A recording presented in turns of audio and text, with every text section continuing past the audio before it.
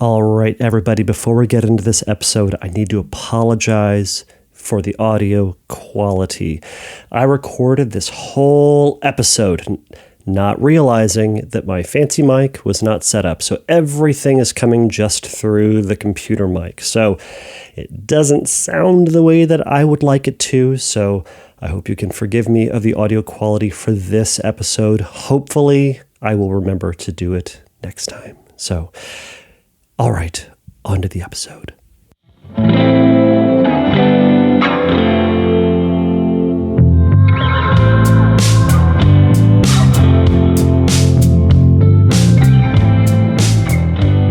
All right, everybody, welcome back to another episode of the Fearcast. This is the podcast dedicated to OCD and anxiety spectrum disorder, and getting your life back. I'm your host, Kevin Foss, and I'm a licensed therapist specializing in OCD and anxiety disorders. Thank you guys so much for joining me today. I'm recording this on Friday the 13th. Ooh, in October. It's just another day of the week in a month of the year. Anyways, but I know there's a lot of superstitiousness that can occur, or just regular stitiousness if you're into that sort of thing. So, this is also, I believe today is the last day of OCD week, but you are all listening to this somewhere hence in the future. So us in the past are still, doing OCD week related things. But either way, I hope in OCD week, you found some good information out there. You felt connected. You felt like there was a broader community. You felt like there were people out there who shared your struggles and shared your journey, and felt that there were people in your corner. I think that's the best part of OCD week or OCD awareness week. I think that's the best part about any sort of like broader awareness week is, for a long time, it can feel like you just kind of suffer in silence and hide and maybe go to a therapist and talk to your family and friends about X, Y, or Z, but never feel like you're actually connected with people who know you and see you and care. Well, weeks like that make it evident. So, and obviously there are, conferences and things like that that can make that happen. But, hopefully you felt seen and heard and connected during the week. So, so this is a call out there, anybody. I guess I'm going to shift over. If anybody has any audio questions or willing to send in their audio question, go over to fearcastpodcast.com and send me a recorded link. Record it on your phone, upload it to Google, send me the shared Google Drive. You can record it, email it directly to me via whatever app you use, questions@fearcastpodcast.com, or you can, and this is, I think, the easiest way, go over to Instagram, follow me over to Instagram, and then send me a DM with your audio question, and that will get it to me. However, since I haven't got one in a while, and I will say, I know I have one. If you listened last week or the week before, I said that there would be an episode from where I did get a question from a listener that was in audio format, and I'm getting a professional to speak on that. So I'm getting a professional to speak on that, and we're going to record that next Wednesday. So when this comes out on Monday, 2 more days, 2 more days. On that Wednesday, we'll be recording, and it will come out the following Monday. Do that Monday. Anyways, it's coming. But I'm reaching back into the archives of emailed questions for today's episode. And I've got a bunch of questions. Of course, send me the text questions if you're uncomfortable using your voice. This whole podcast runs on your questions. Your voice, I think, makes it a bit more interesting. But of course, send me your questions, and we will put those up. So, why don't we just jump into this one?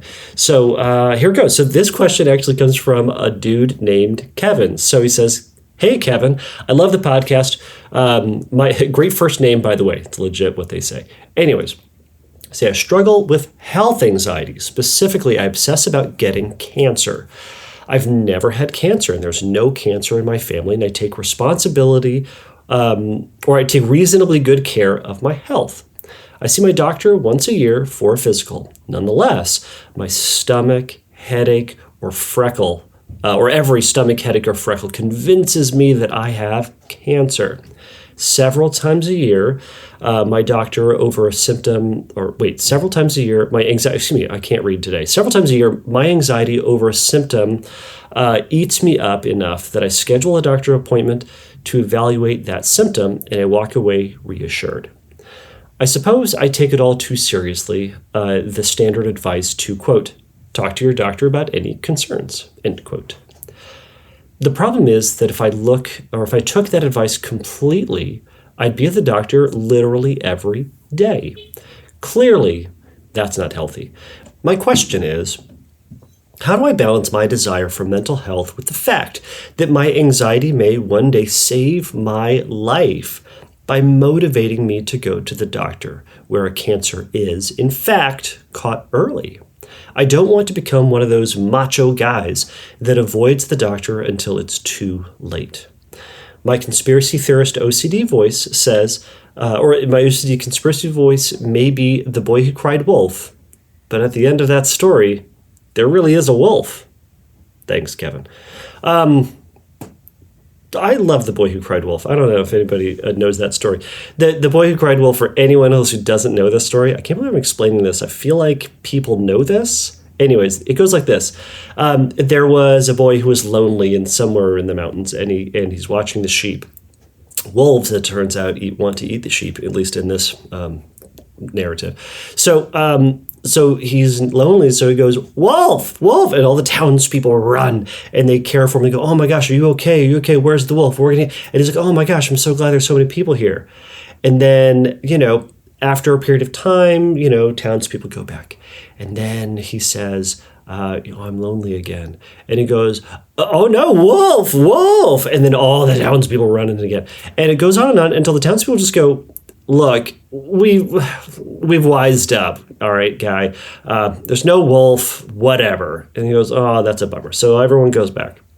So then, once there's finally a wolf, he goes, wolf, wolf. And all the townspeople go, yeah, whatever. And then the wolf comes and eats everybody, and there's blood and mayhem. I'm assuming that's how the story goes. At least that's the way I tell my children. My kids aren't sleeping very well for some reason. I don't know why. But anyway, so there's blood and gore everywhere. So that's the story of the boy who cried wolf. So in relation to health anxiety, I get it. This can be a really common concern for a lot of people. And your question is also reminding me that I promised myself that I would do a health anxiety hypochondriasis episode. And I was going to write music for it, and I wrote like special little things for it. And it was going to be like the good old days where I did like a whole episode just about one subject. I need to do that. I will do that, Kevin, and other listeners who are interested. I will do it. I will do it. Okay. All right, so what do you do? So first off, health is stuff that everybody worries about for the most part, right? We know that not everybody, whatever. For the most part, everybody worries about their health in some sort of way, right? When we worry about our health and we've got, kind of our health stuck in our craw, we might call it generalized anxiety disorder. And because generalized anxiety for the most part is, worry and anxiety about stuff that the rest of all of us for the most part worry about, right? Like health and money and relationships and your job and that sort of stuff. It's when it starts to become more extreme or more bizarre or more excessive. That's when it starts to dip its toe into the OCD waters. Anxiety ultimately is on a spectrum, and OCD is on it. Generalized anxiety is on it, and specific phobia is on it. Anyways, point of all this is that we struggle in the mental health world, and the DSM, the Diagnostic and Statistical Manual, the book of all the diagnoses. It struggles because health anxiety has its own title. It could be hypochondriasis. Certainly, it could also just be generalized anxiety, but it could also might as well be called health OCD, right? It's a fixation on your health. Anyway, so the titles we can get screwed up about, but moral of the story is, Kevin, is that everybody worries about their health.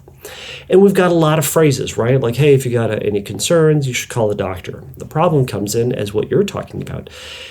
your brain isn't just focused on your general health, which I mean, it sounds like it's connected, but it's really focused on just this one thing. It's getting cancer.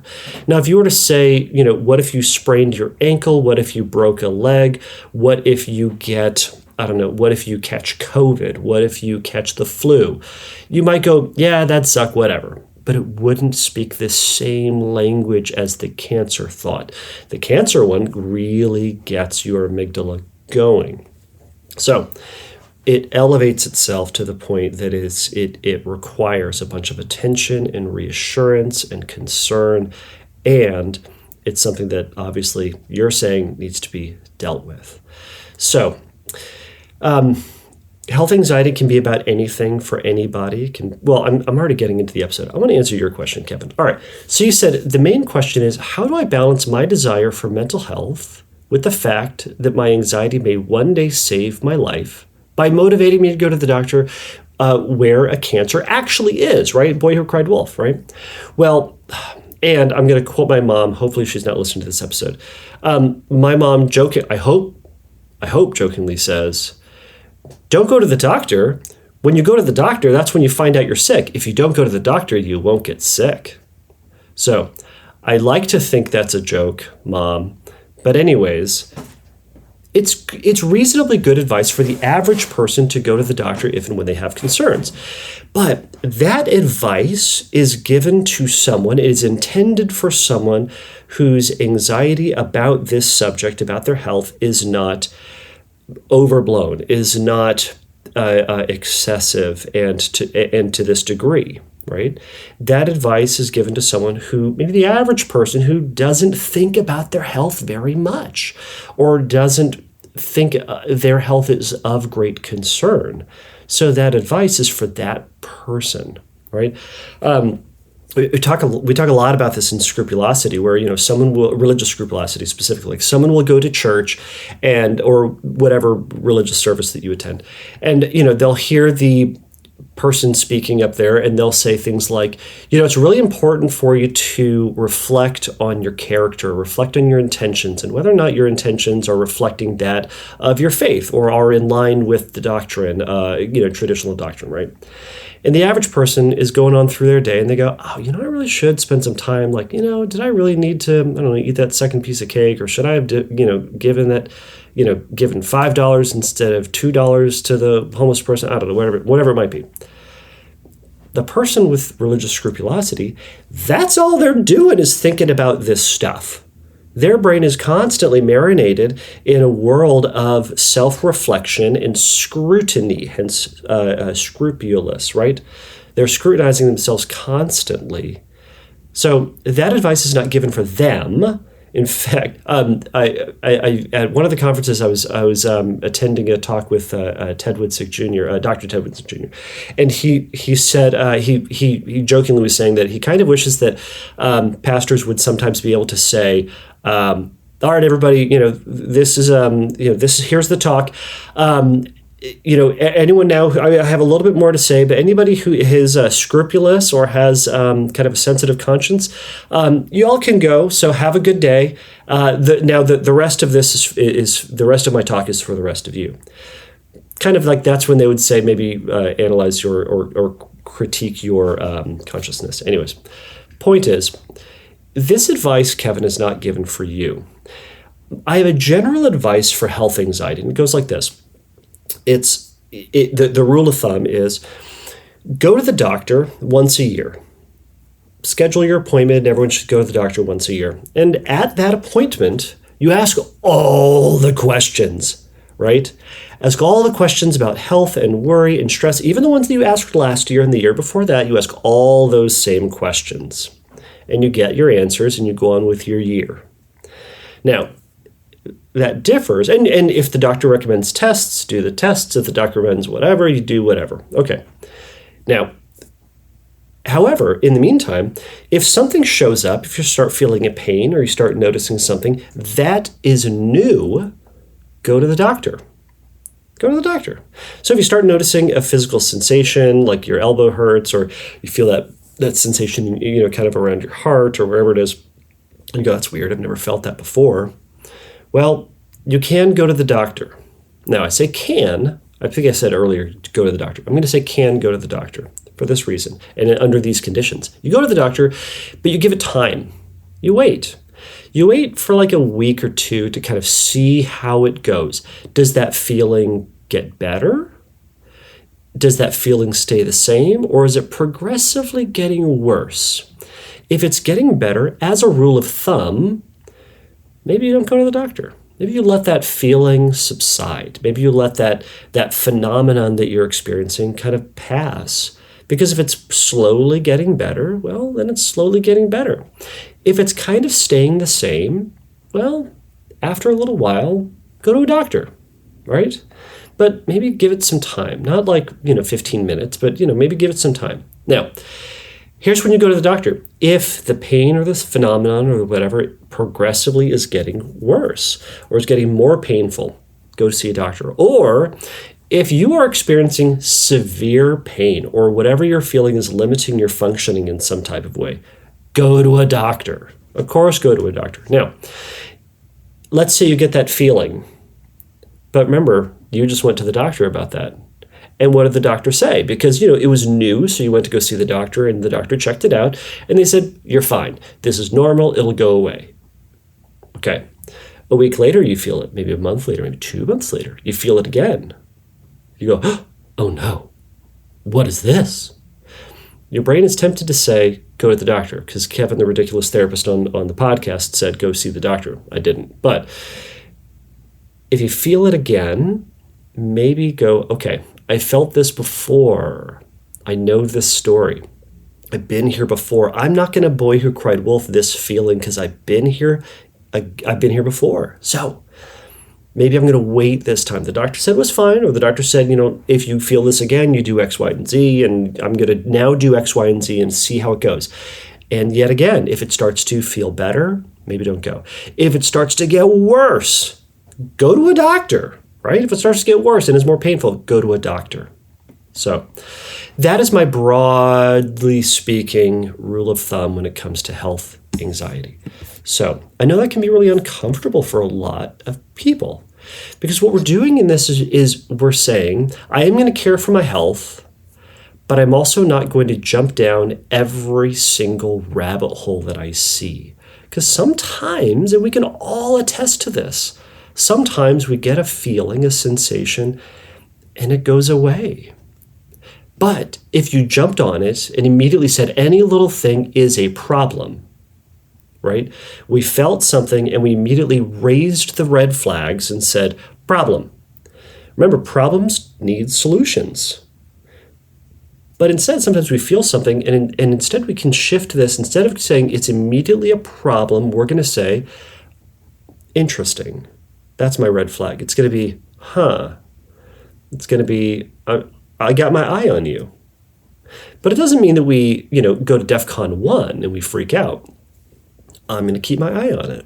I'm going to see how this progresses. I'm going to play this thing out. If it gets worse, I'll go to the doctor. If it starts becoming severe, I'll go to the doctor. If it starts getting better, maybe I'll just kind of let it go. And you know what? If I have my doctor's appointment, my yearly doctor's appointment in a week, I'll ask him then. So what we're doing in this is we're training our brain to not be reactive to every little feeling, every little situation. It's scary and it's hard and it's uncomfortable sometimes, especially if you've been in the habit of go to DEFCON 1 every time you feel a stomachache, a headache, or a freckle, right, as you've said. Now, to that end, right, you've had, got a phone ringing. I don't even know where it is. Okay, I'll stop. I don't know if y'all can hear that. I can. At least I think I'm hearing it. I might be hearing things. Anyways, so you've got a stomachache, a headache, and a freckle. Now, stomachache, headache, freckle. Where does your brain go? Stomach cancer, brain cancer, skin cancer? Probably, right? Or, for another person, it might be, I've got this is going to be the start of an aneurysm. I've got an ulcer. I've got something, right? Okay. Sometimes we get a stomachache because we ate something weird, right? Sometimes we get a headache because we're not drinking enough water. And sometimes we get a freckle because, we're just getting old, right?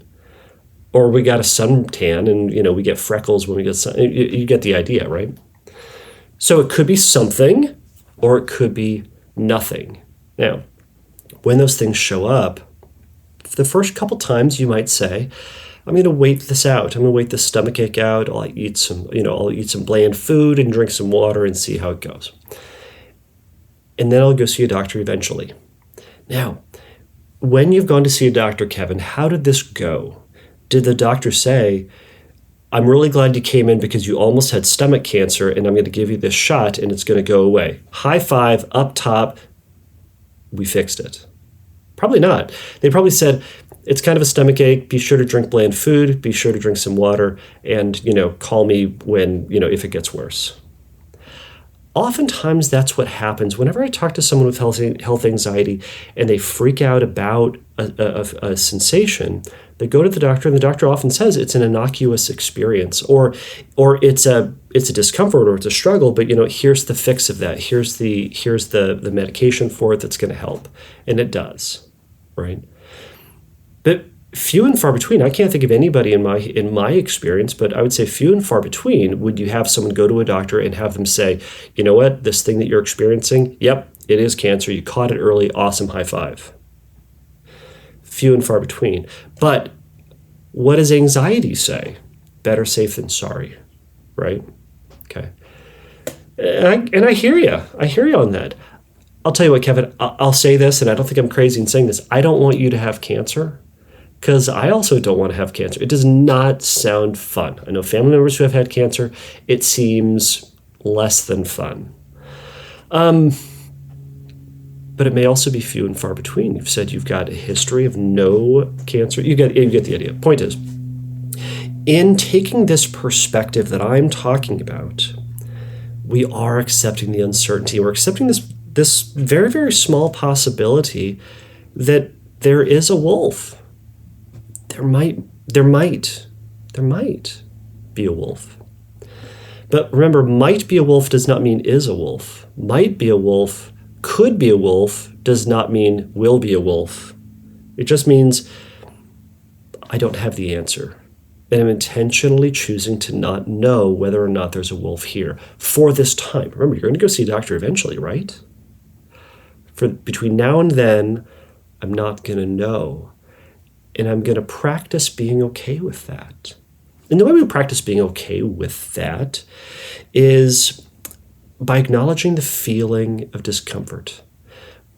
By bringing yourself back to your history of it. You know what? I've gone to see doctors before. I've had things checked out. It has been fine. It doesn't mean that you're never going to have it. It just means, you know what? Historically speaking, this is what it is, but it's this. You know what? That's future me's problem. I'll deal with that then. I'm pushing this off to the future, and if and when I need to, I will deal with it, right? For those who listened to last week's episode with John Hirschfield, he talked about the word somehow was kind of big in his vocabulary lately. It's kind of this idea of saying, you know what? If something happens, if there was a wolf in this story, somehow I'll deal with it. I have the capacity, the skills, the abilities to deal with it. And that may be, you know what, here's what I'll do. I'll go to my doctors and we'll get on medication and I'll have whatever surgery I need to do or do whatever treatment regimen is necessary. I'll deal with that then.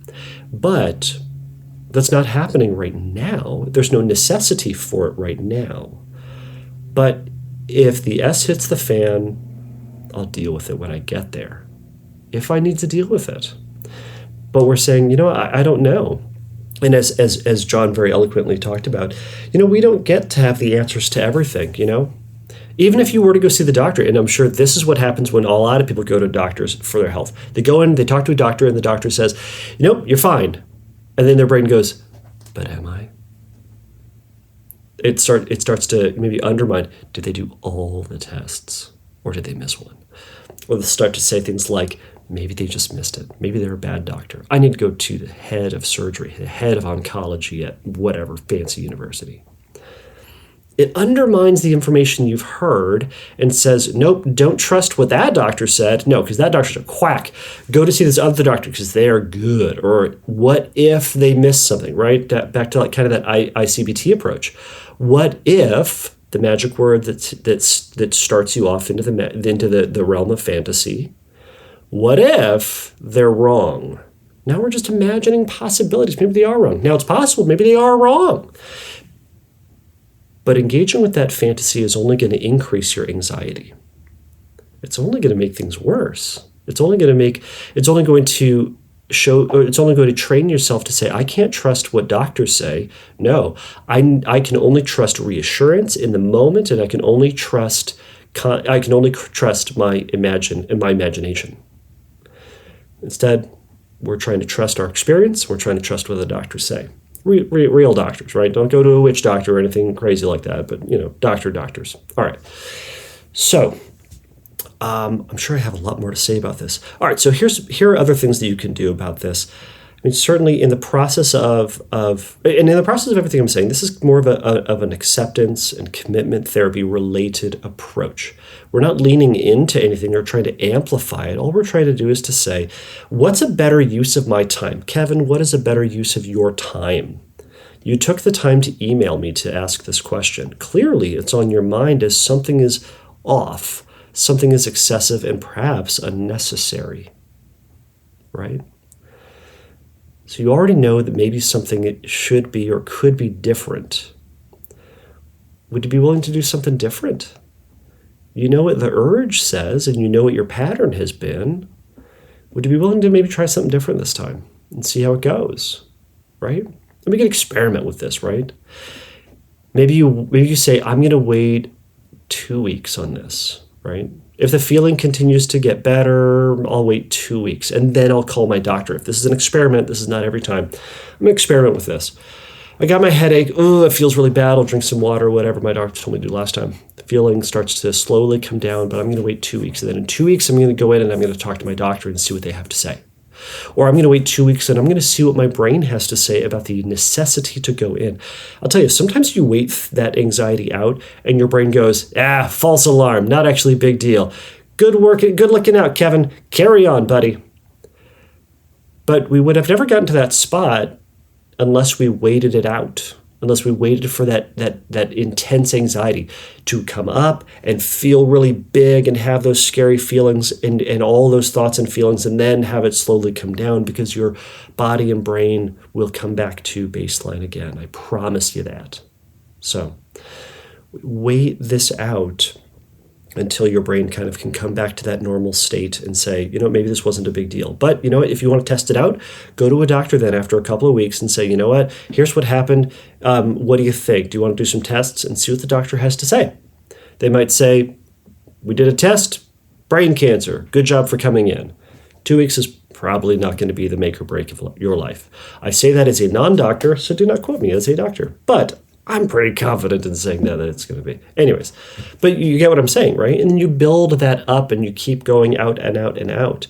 And you start looking at your experience. What have the doctors said? What's been going on? And can I trust that? And then if I can trust that, could I then take the risk maybe to not check?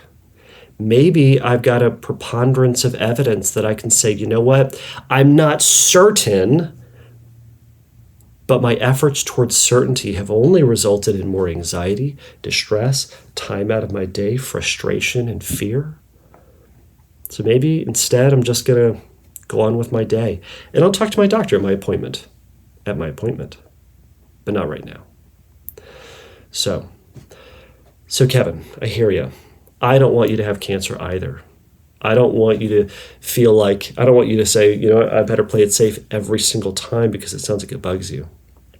Instead, maybe take the risk this time. Extend it out a little bit further and see what happens. Maybe nothing happens. Historically speaking, I bet that's what happened.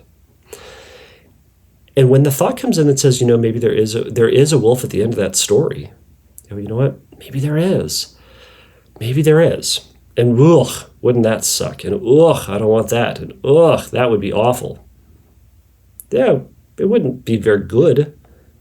Those are non-engagement responses. We go, that would suck. But then we go, yeah, that'll suck. But, well, what can I do now? What's for dinner? I wonder what I should do at the gym, right? Well, Halloween's coming up. I wonder what I'm going to dress up as. That may be a better use of your time than doing the same process and stopping your day and rerouting all your focus and attention back to a doctor, because talk to your doctor about any concerns, don't you know?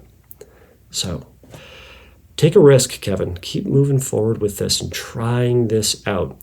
Now, none of what I talked about was like scripting. You could absolutely do scripting, which I think could be helpful for you. Scripting for anybody who isn't or is new to all this. Scripting is for Kevin here writing out his story about getting cancer and how his life deteriorates, and it's the worst case scenario. And he rereads and rereads and rereads and reads that, while resisting compulsive thinking, while resisting shutting down anything or giving him any reassurance that everything's going to be okay.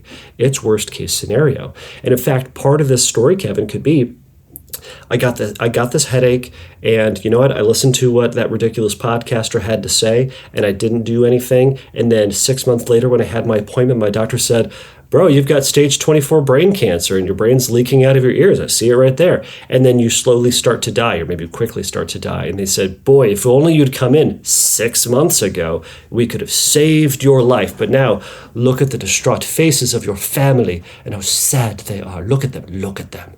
And feel their feelings. Do you feel their sadness and their distress? They will never see their faja again. You see where I'm going with this. Point is, you write that worst case scenario and you read it and read it and read it and read it and read it until you'd rather have brain cancer than read it again.